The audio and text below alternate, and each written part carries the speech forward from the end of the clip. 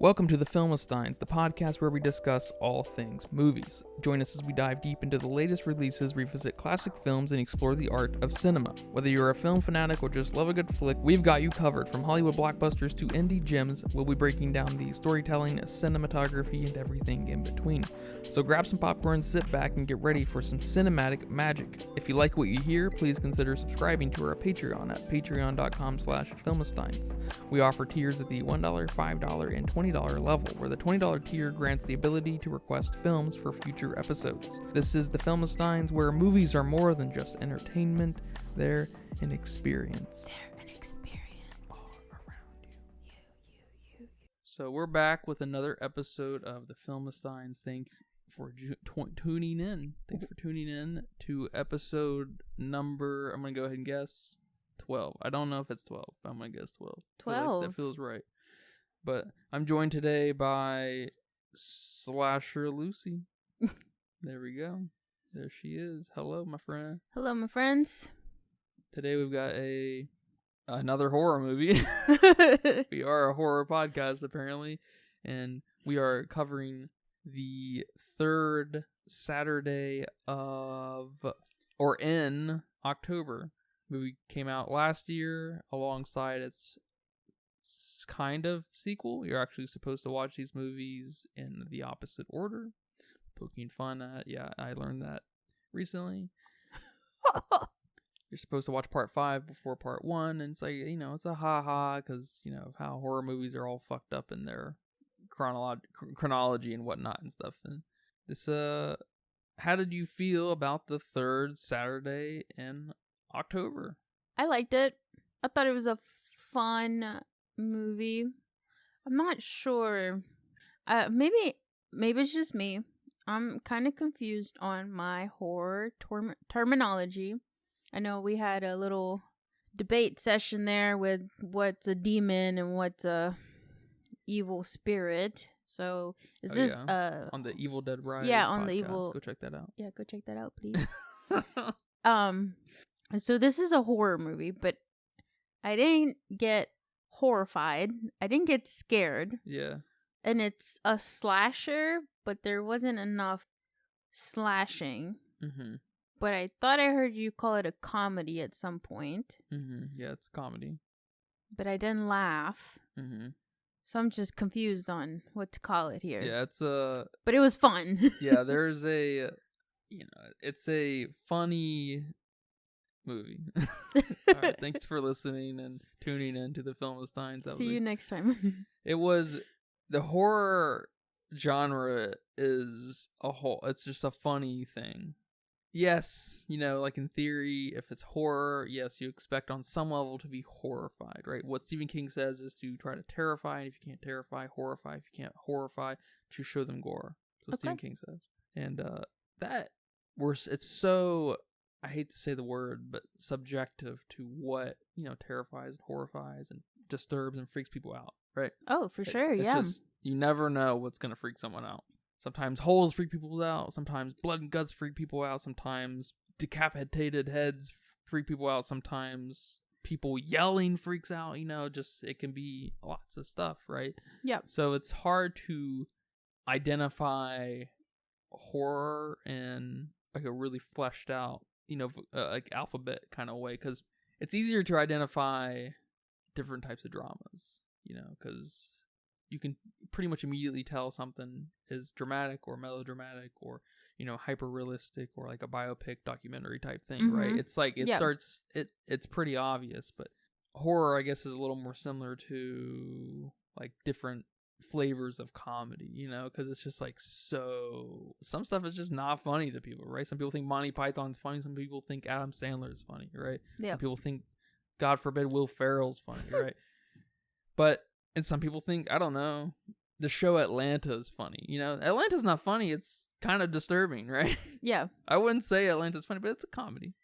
I wouldn't say it's funny, but it's a comedy. It's kind of one of these funny things where if just you gotta start to talk about the nuts and bolts of it all. And yes, the third Saturday of October, or is it in October? Of October or in October? I had and you I said can't remember. It was a little. It's a horror movie strictly based off of, I'm going to say, the mood. In October. It's a mood thing. The horror thing is a mood thing, right? This is a horror movie. Rosemary's Babies is a horror movie. The Exorcist is a horror movie. A lot of your found footage movies are horror movies just by nature of the mood it sets. You know, it's kind of an anxious, it's kind of fast. A lot of times they're fast. A lot of times they're dark, crying, you know, things like this. There's also an element of camp that's and helps to identify a lot of horror. I was going to say that. And camp's another thing that's just really hard to define, but it's kind of easy to point out. When you know it, you know.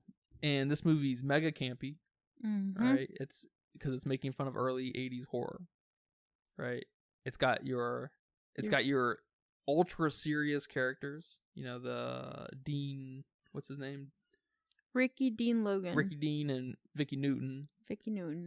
They're, you know, over the edge serious. They're funny because they're so serious about the matter. And then no one else really is. No one's like in the same movie as them. You know, it feels like. So that's kind of an important distinction between characters when it comes to movies like this. That's how you start to identify that this is an 80s horror movie made today. But made, and it looks like it's of that vein. It looks like it's even of the late 70s maybe, which is really interesting. I wonder if it's the technology that they're using, the gear they're using, or is it, you know, filters and it's still modern cameras and they're just using, you know, whatever to bring it back down to earth, which is neat. I don't really know.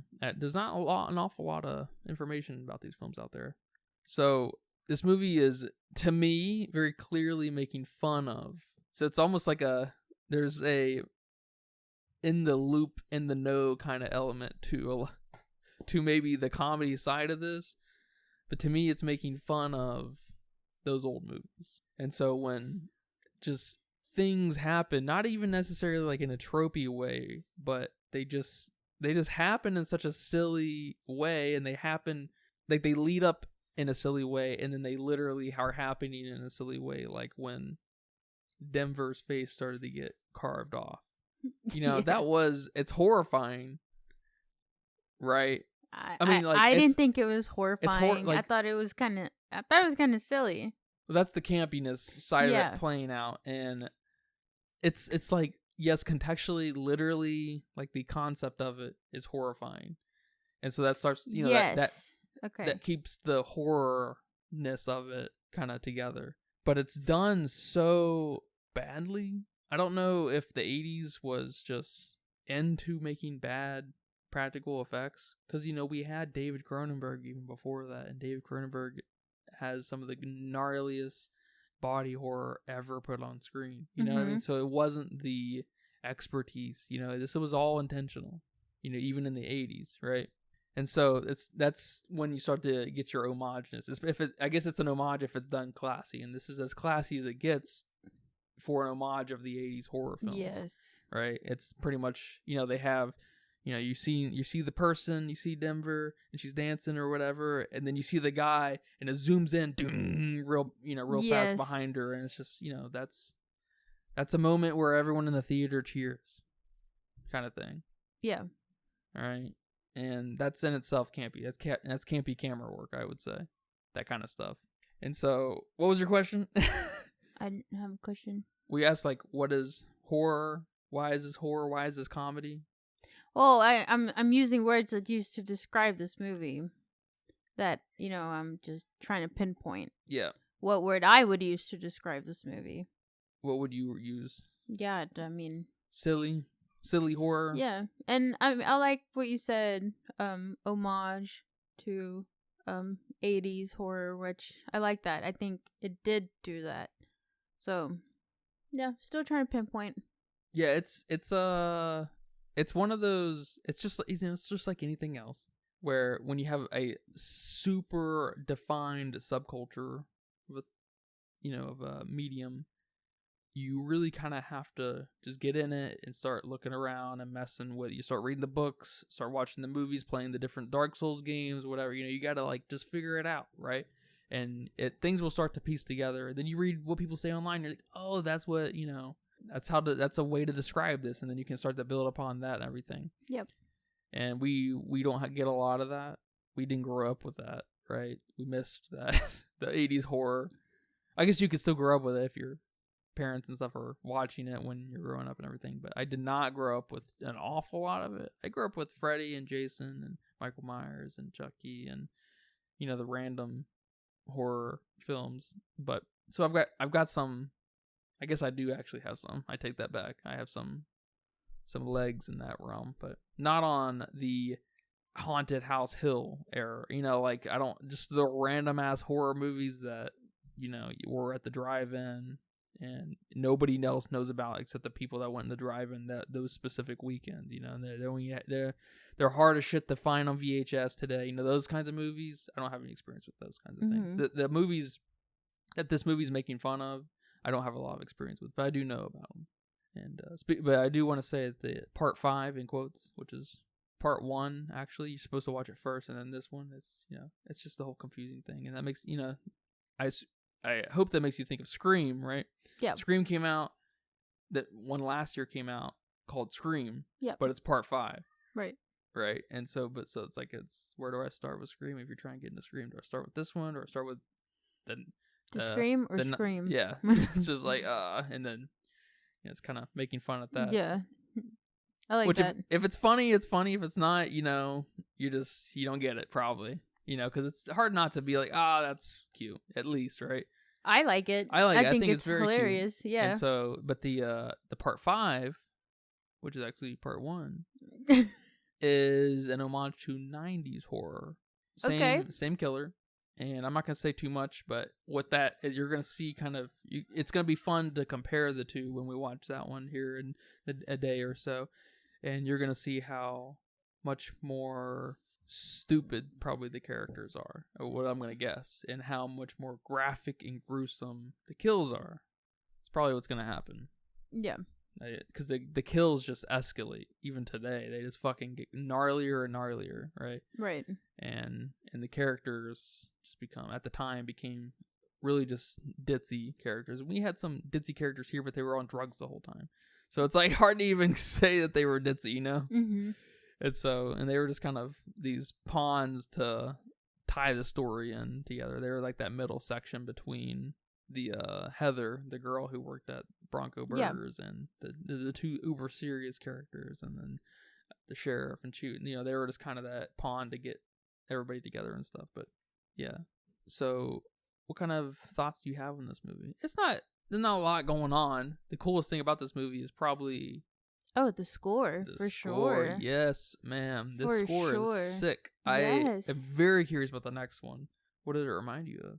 Very David Lynch. I was thinking Twin Peaks the whole time. Yeah. I was like, awesome. Oh my gosh. It was awesome. I mean, there's no other ways to describe it besides it was awesome. It hit right where it needed to hit. It made me feel where I needed to feel. I mean, it was great. Yeah, I feel like Laura Palmer was just gonna show up. Yes. I really did. I'm gonna write. I don't know if David Lynch is still making his weather updates on YouTube, but I'm gonna write in the comments if he is on the next video to go check out this score, because he's gonna be he'll like it. Yeah. It. I liked, besides the score, I oh my god, yeah, I liked that the bad guy wouldn't die. Mm-hmm.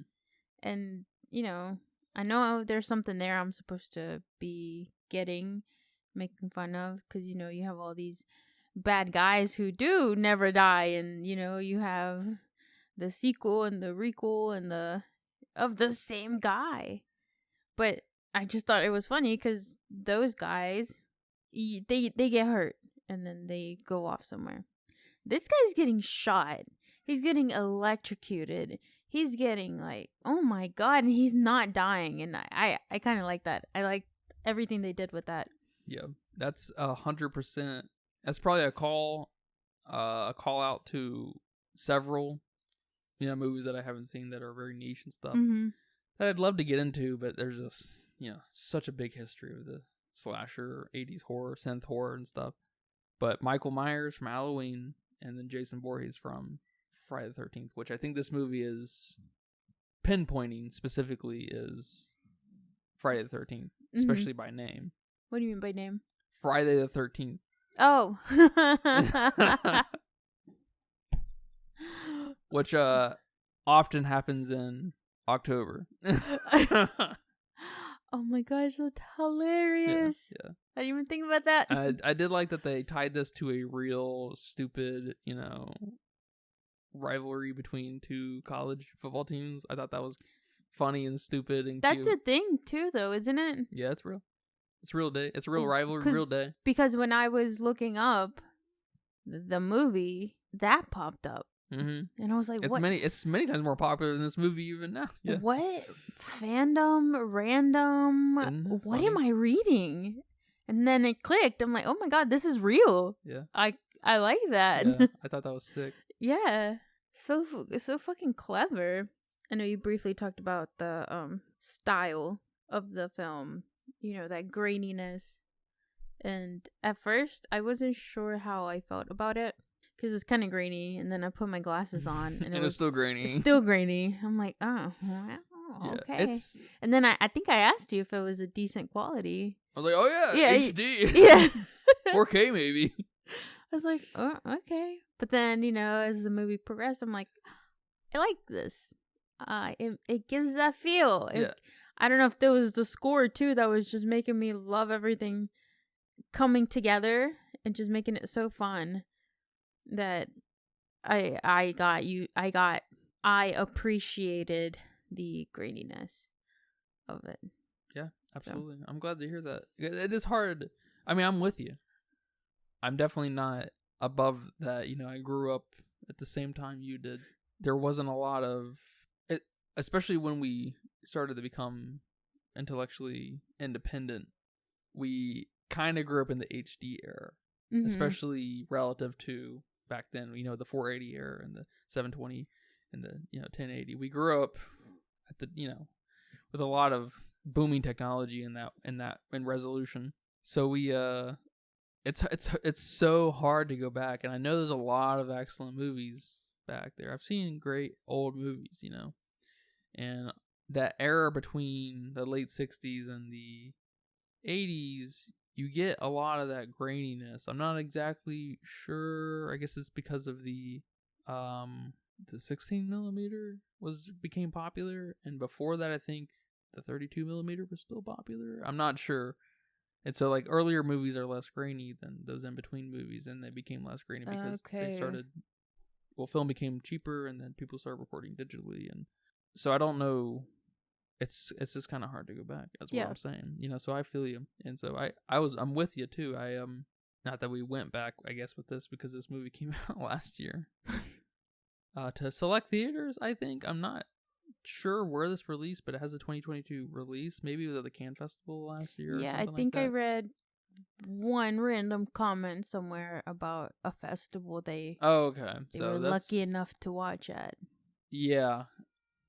I would have loved to see this. I wouldn't have probably gone to the theater, but I would have loved to see this released at multiple theaters. A kind of U.S. release, which would, because it would have just, it would just show a playfulness that with theaters and the love of cinema. Yeah. And I get, theaters are kind of a dying business, and they need to kind of cash in on where they can because of all the equipment's so expensive, and these companies are more and more, they're wanting to cut them out more and more because they can make money more and more other places in the theater and stuff. And it's just like, well, I don't know. Hopefully Mario helps change that opinion because, I'm sitting at a nice, cool $1 billion right now, $1.2 billion. So hopefully we see a focus on theater releases. Yeah, more for, cool. At least for the studios and the future of cinema. Not for the businesses and the corporations. Fuck them. But, But then again, they have to, someone's got to call the shots, so it's like, it's a balance, right? You got to respect both sides. So I kid. But I'm glad the score stuck out to you. Would it have stuck out to you 5 years ago? No. No? I wouldn't have watched this 5 years ago. I would have turned it on, saw it was grainy, looked for another copy, saw it was still grainy. Another copy? saw it was still grainy. Nope. Mm-mm. That's funny. No. That's hilarious. Yeah. Did it release in October? Did it release in the second, Yeah, I don't know. third, whatever? I'm not sure where it released. I should mention it was recommended by a dear friend, and I'd never heard of it before. Okay. Before a month ago, probably, or so, maybe 2 months ago at this point. Okay.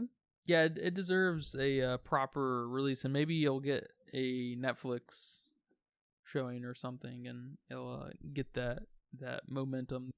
Do other movies like this happen?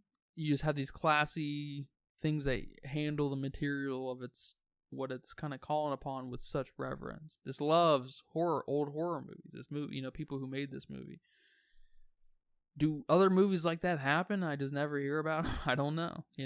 I feel like I got my ear to the ground pretty much all the time with stuff like this. So I don't know.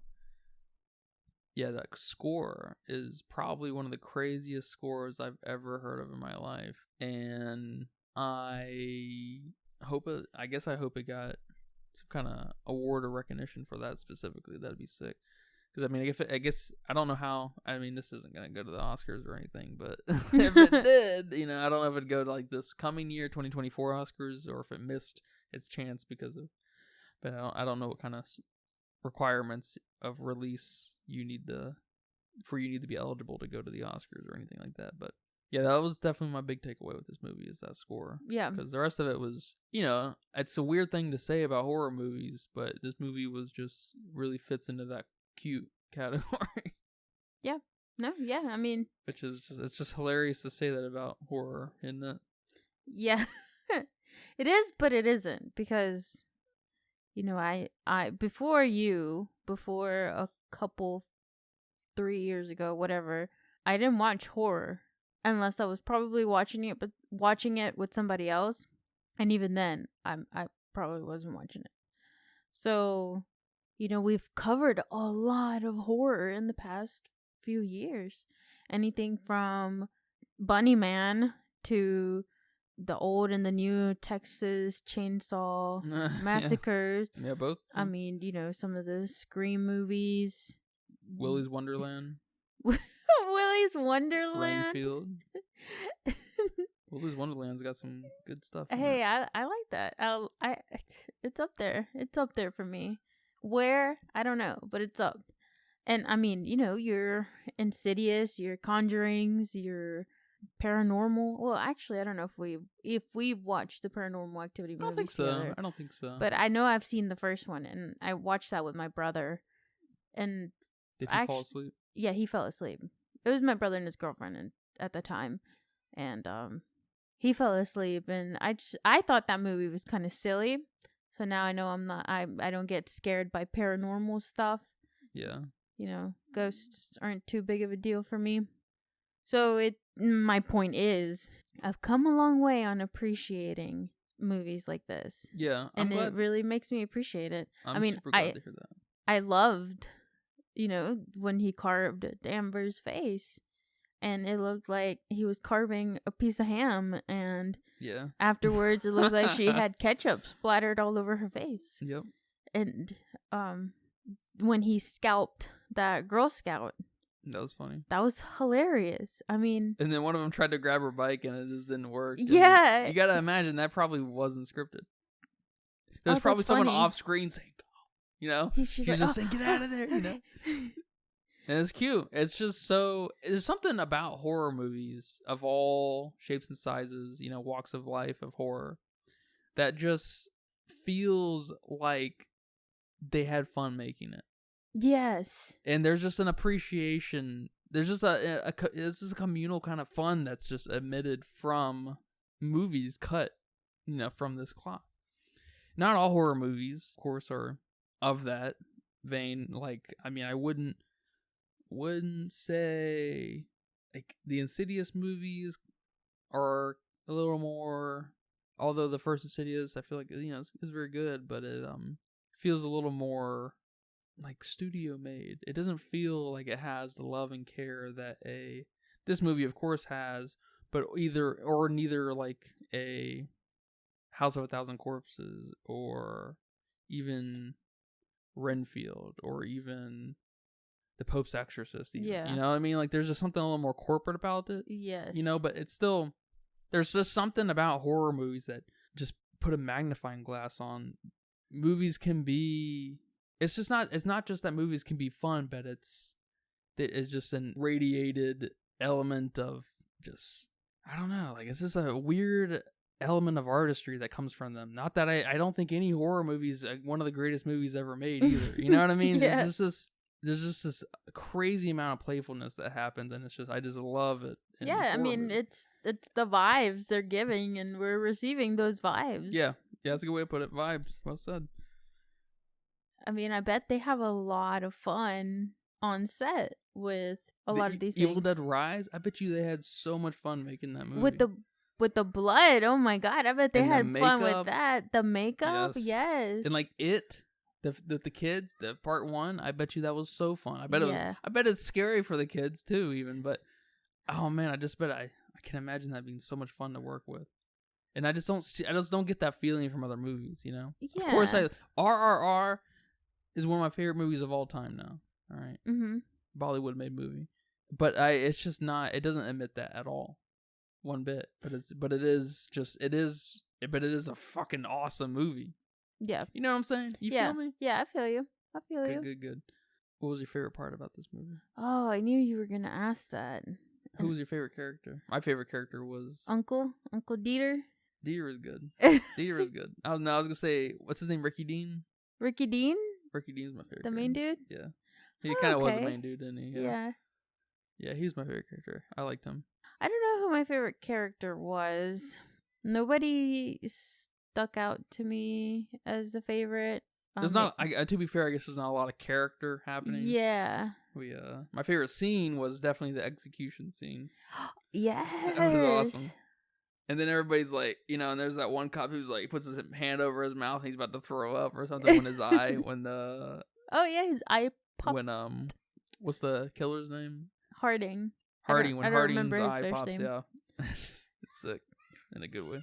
I was thinking about that, either the execution scene or the scene where Harding takes that razor blade and cuts Uncle Dieter. I don't know why. I thought that was a pretty cool scene. I don't know if I've ever seen something like that where he's just like tempting. That was weird. It's weird. Yeah. It's crazy. I liked it. Yeah. I mean, it was cool. And I liked all the bits where where Harding was behind the guys and it would zoom in on them. Yeah, crash zoom they call that. Okay. And Wes Anderson's famous for that. He doesn't make horror movies. A Wes Anderson horror movie would be sick though. I don't know if he has that in him though. But he does that from he'll do that from a football field away though.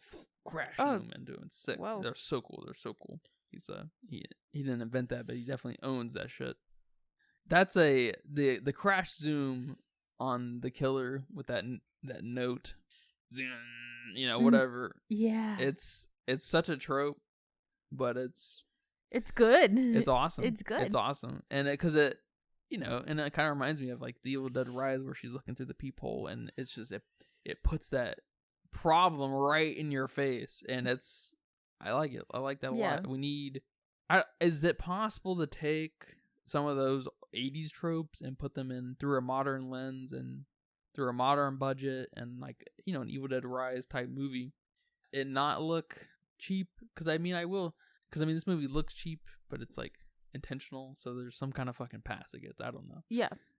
But when a movie does cheap things and it looks like it shouldn't be cheap, like if Evil Dead Rise probably did some cheap things. I don't know what I'm asking. Maybe it's not fair to say this either, to say any of that, because it's just a case by case basis, isn't it? It's just I'm sure.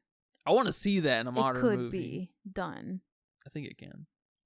It'll have to be done really well so it doesn't look cheesy, but I think it can be done. I will say, and one thing that this movie made me think constantly throughout the movie while watching it is, which I've experienced this before, especially with horror movies. I guess this is one thing I wanted to kind of bring back, I guess, when I was trying to describe the feeling of watching horror and why I like it.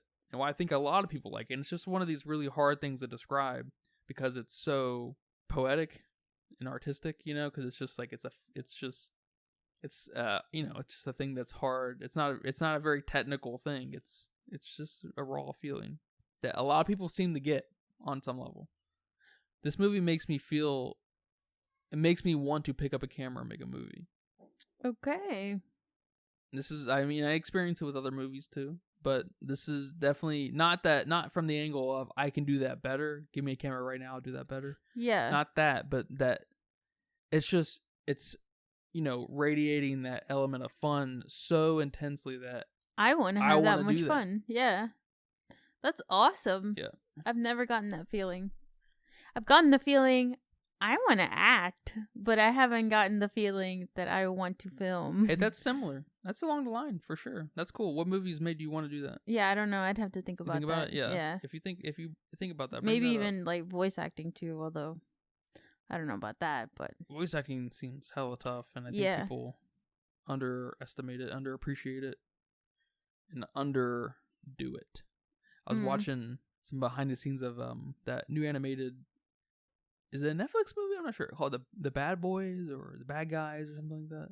Bad Guys? Yeah, and they're like with the wolf. Yeah, the wolf and the snake. Yeah. And yeah. I was watching some behind the scenes of them voice acting and stuff, and it's just so bad. It's just so fucking bad. And some people are better than others naturally, like Jack Black and anything he does. He has a kind of a cartoon voice, and so he can kind of just lay that on, and it works. The problem with that part of that is you don't want to bring up other characters in your mind's eye when you're acting a different. If you're Mojo Jojo from Powerpuff Girls, you don't want to summon that image in your mind in the audience's mind's eye when you're watching some anime, right? Yeah. So it's you gotta navigate around that, and like the biggest offender of that is the guy who does Invader Zim. He's in several things. He plays Raz and Psychonauts, and he the alien dude from Destroy All Humans, but everything sounds like him, and so it's just like whoever's like the most iconic character in your mind, it sticks out as that, and it's just kind of like he's got a great cartoon voice, but he just doesn't utilize it quite like I feel like he should. Kind of like, I don't know, Jim Carrey. Jim Carrey's got a flavor to him in most of his movies, and he feels the same in all of his movies. I wish that range was a little more, but that's just maybe it's not fair for me to ask that because that's it's a lot. It takes a lot of actors to take it seriously. But that's awesome. Yeah, if you next time you feel that, you bring that up. Yeah, I'll try to think about what films have made me feel like that. Yep. Also, like the scene, not a favorite scene, but I like the scene where the girl Heather, is it her dad? Her dad? No. It's when Heather is with Vicky Newton and Ricky Dean. No, Ricky Dean. And they're in the house, and Ricky Dean just shot the dude. Oh, yeah. And she's screaming. Oh, yeah. And how David Lynch was that? And screaming. That was awesome. Yes, that was awesome. That was so awesome. I forgot about that. Yeah. That just screamed right between David Lynch and Michael Haneke, man. That was sick. Yeah. That was so good. I was like, oh my God, that's okay. I like this. And it's just like, I mean, is that campy? Sure, but that's just so. Another thing that's kind of like that is when the guys, the friends were at Bronco's Burgers and Heather was working, and the sheriff comes in his weird ass yellow outfit, and you're just like, what the fuck? And he sits down, and like the friends are laughing and cutting up and stuff, and they start meowing, and then the fucking sheriff meows, and you're just like, what is going on? What is happening? That's not David Lynch. That's not a Lynchian thing, I would say, but that is so just. It's so weird. It's so good. It's so good. I don't know what to call it. That only fit here. That only fit in this kind of movie. Yeah.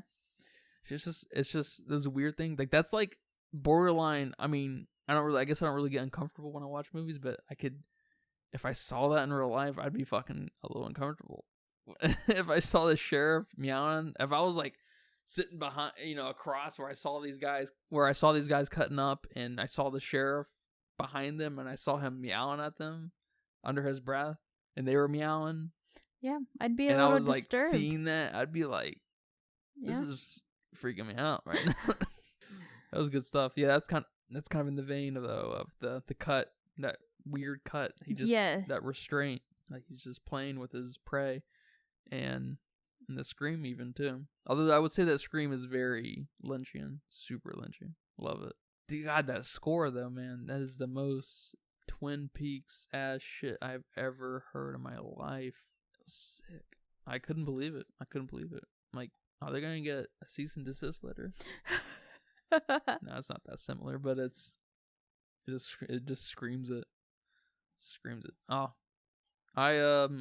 it's one of those movies too that I'm gonna have an impossible time scoring because it hits on so many notes, but it's also intentionally kind of shit, you know. And so it's one of those movies I'm probably gonna be thinking about for a long time. It's gonna work its way up to a 2 probably for me. Because that's just that comfortable space for me. Yeah, don't listen to me. Don't listen to me. Yeah, I don't know what I'd score it. Because I talk about it like I love it. Yeah, I mean, and there's a lot to love here. There's a lot, and the graveyard scene. Graveyard scene's great. With the mist, like just the nonsensical amount of mist, right? The fog, and like we're not even being sure what happened with Ricky Dean and Harding, who got hurt, who hurt who. You know, we heard the gunshot. You're like, well, did he get shot? We don't even know. Yeah. And there's like just like a miscommunication there. I feel like that's totally intentional. And then we find out later that his hand was broken from whatever. I don't know. Yeah. But like I guess Ricky Dean either missed or shot him, and he just walked away like he would. So that's good stuff. That's good stuff. And it's just like I don't know why that's so good, but it is. This movie I guess is a 4 or 5 for me, I guess. I don't know. It's hard to mark this movie.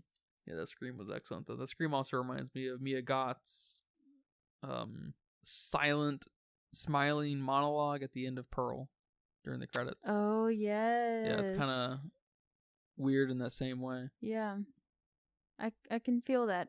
Yeah, she got a lot of praise for that because that was like a whole 8-10 minute bit. And she, on camera, went from definitely not crying to summoning the tears, and just like holding that, and pretty nuts. That's impressive. That's pretty nuts. Yeah. I hope she finds interesting corners. I like her. Yeah. Are you excited about part 5, part 1? Yeah, I'm excited. Good. Can't you for wait to watching. see those 90. Yeah, it's gonna be interesting to compare the two, isn't it? Yeah. I laughed to find that you're supposed to watch 5 before 1, because you know my mind definitely is gonna go chronologically, but I mean it's hard to not make fun of the lack of chronology in most horror. Like, where do you start in Friday the 13th? They're all unrelated to each other. Does it even matter where you start? Yeah. You know? I almost feel like they would appreciate that you messed up like that. Like, we got them. Reminds me of this game called Goat Simulator. So Goat Simulator came out. The first one came out 2015, 16 maybe. And Goat Simulator 3 just came out last year. Mm-hmm. And there isn't a Goat Simulator 2. They just skipped 2. Which is, it's an absurd game where you play as a goat that causes havoc on a little town by sticking its tongue to everything and throwing it around. So I guess it works. Thank you for watching this movie with me. This was a fun watch, and I'm glad that it was recommended to me. Yeah, me too. And I'll be happy to recommend it to horror buffs. I feel like it's almost a necessity. Yeah. On some level, if you're into the 80s horror. Watch it in order. Don't watch it in order. Yeah, I don't think it matters, to be honest. I know the director, Jay Bauhaus. I don't know. That's not his name, but Jay something. He said it was you should watch part 5 then part 1. He said that, so I guess we have to take that however. But yeah, thank you for watching this with me. And do you have any final thoughts? Nope, no final thoughts. I am thoughtless. Good. That's how I like you. Thank you.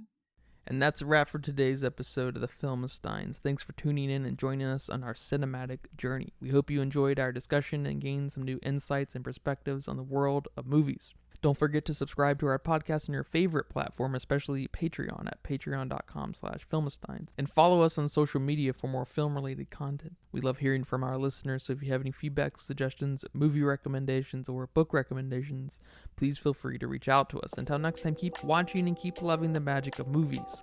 This is the Filmistines signing off.